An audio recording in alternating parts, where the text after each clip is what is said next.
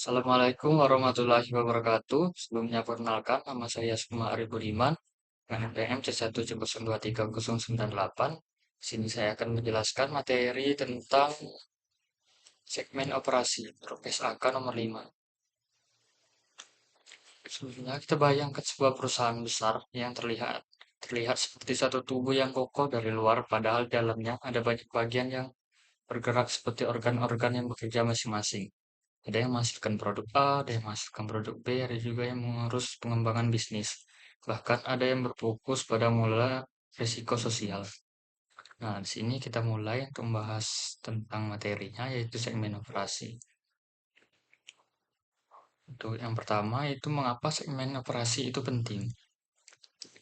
Ketika suatu perusahaan itu semakin besar, mereka biasanya tidak cuma menjual satu produk, mereka diversifikasi seperti supermarket, ke bagian sayur, elektronik, hingga perawatan tubuh.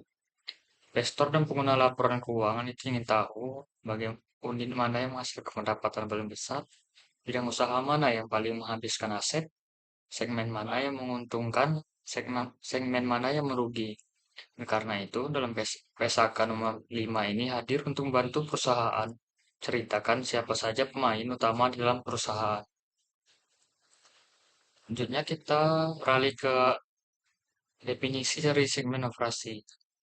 Misalkan nomor 5 ini memberikan 3 syarat untuk menyebutkan suatu bagian perusahaan sebagai segmen operasi.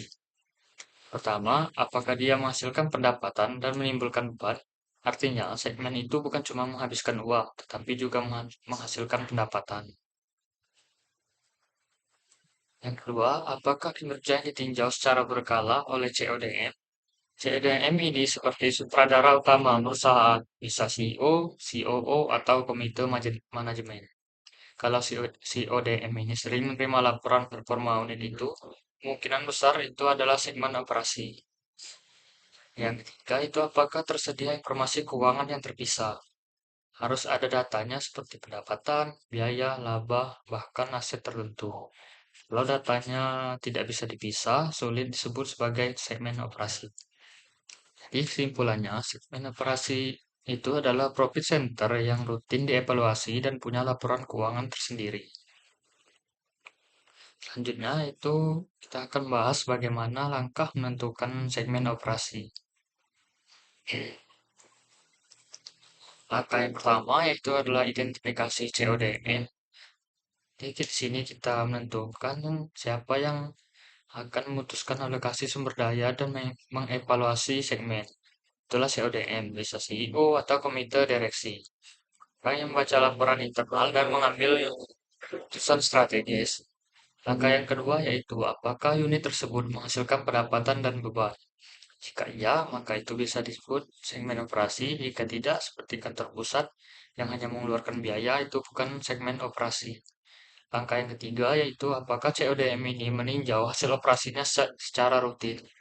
Jika unit itu tidak pernah dibahas dalam rapat manajemen, maka unit itu bukanlah segmen operasi. Langkah keempat yaitu apakah informasi keuangan itu terpisah. Jika pendapatan dan bebannya tercampur, maka itu tidak bisa dinilai sebagai segmen operasi. Jika semua langkah tadi terpenuhi, dan itu bisa kita sebut sebagai segmen operasi. Dan sini kita akan masuk ke contoh perusahaan dengan 8 unit. Di situ terdiri dari 5 unit operasi, 1 unit pengembangan bisnis, 1 unit kemitraan sosial, dan 1 unit kantor pusat. Dan semua unit tadi menghasilkan pendapatan kecuali kantor pusat yang hanya punya beban. Jadi itu tidak termasuk dalam segmen operasi. Kemudian CODM ini hanya rutin meninjau 5 unit operasi dan 1 unit pengembangan bisnis. Ternyata unit kemitraan sosial itu tidak pernah dibahas dalam rapat CODM. Dan akhirnya unit pengembangan bisnis tidak mempunyai informasi keuangan yang terpisah. Maka yang tersisa hanya 5 unit operasi. Yang 5 unit inilah yang bisa kita sebut sebagai segmen operasi. Bukan 3 divisi seperti struktur organisasi. Selanjutnya kita lanjut ke penggabungan segmen operasi atau aggregation. Kadang segmen operasi ini boleh digabung, asal mereka mirip seperti saudara kembar. Seperti produk dan jasanya serupa, proses produksinya sama, jenis pelanggannya juga sama, metode distribusinya sama, serta lingkungan regulasinya yang sama. Tujuan dari ini bukan supaya informasi Tujuannya adalah supaya informasi bagi investor tetap mudah dipahami dan mencerminkan realita bisnis. Jadi, segmen operasi ini bukan hanya tentang membagi-bagi unit bisnis, tapi tentang menceritakan identitas setiap perusahaan, siapa yang paling berkontribusi dan siapa yang perlu dievaluasi, dan bagaimana perusahaan itu benar-benar bekerja di balik layar. Dengan PSAK nomor 5 ini, perusahaan seperti membuka peta perjalanan bisnis agar pengguna laporan keuangan dapat melihat gambaran besar sekaligus detail di dalamnya.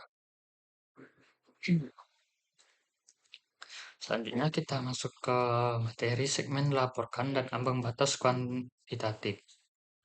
Ini juga dibahas dalam PSAK nomor 5. Setelah perusahaan berhasil menentukan segmen operasi, dan ini tidak hanya sampai di sini saja, tetapi tidak semua segmen operasi itu harus tampil di panggung utama laporan keuangan.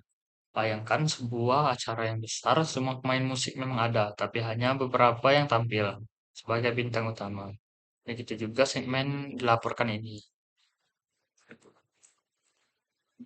Pertama itu mengapa tidak semua segmen ditampilkan terpisah?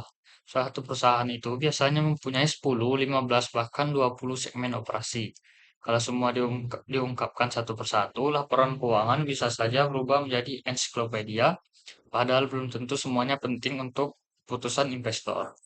Karena itu, dalam PSAK nomor 5 ini memberi aturan, tidak semua segmen harus dilaporkan terpisah. Ya, yang benar-benar signifikan saja. Ada dua syarat untuk segmen dilaporkan ini. Syarat yang pertama yaitu telah memenuhi kriteria segmen operasi. Artinya sudah lolos langkah-langkah penentuan segmen dan aturan penggabungan yang kita bahas di awal tadi. Yang kedua itu melewati salah satu ambang batas kuantitatif. Kalau tidak memenuhi syarat dua syarat ini tadi, segmen akan dimasukkan ke kategori segmen lainnya.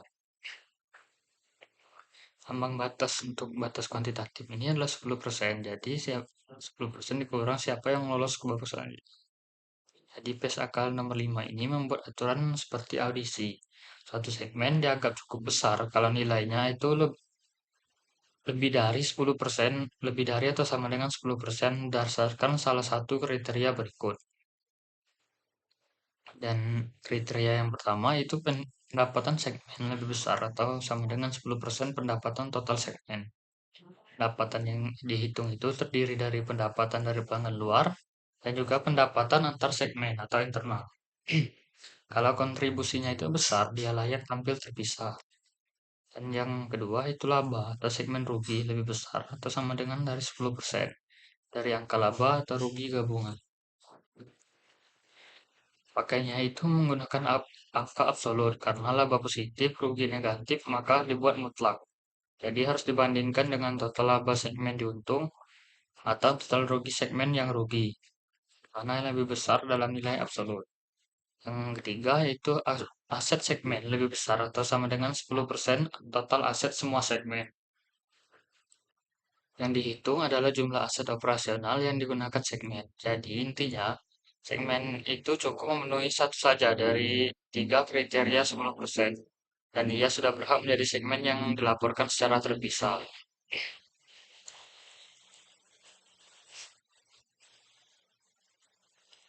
Selanjutnya itu ambang batas kuantitatif, yaitu 75%. Dan segmen utama ini harus mewakili cerita besar. Bayangkan sebuah film yang pemeran utamanya itu muncul hanya sebentar. Jadi tidak masuk akal kan? Jadi dalam PSAK nomor 5 ini, memastikan hal ini tidak akan terjadi. Setelah segmen yang lolos dari ambang 10%, PSAK akan meriksa lagi.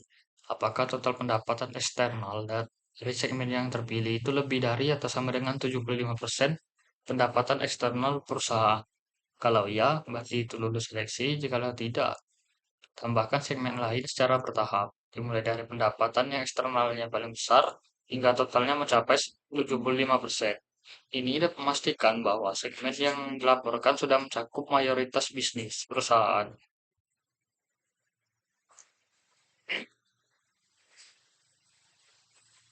Nah, nah,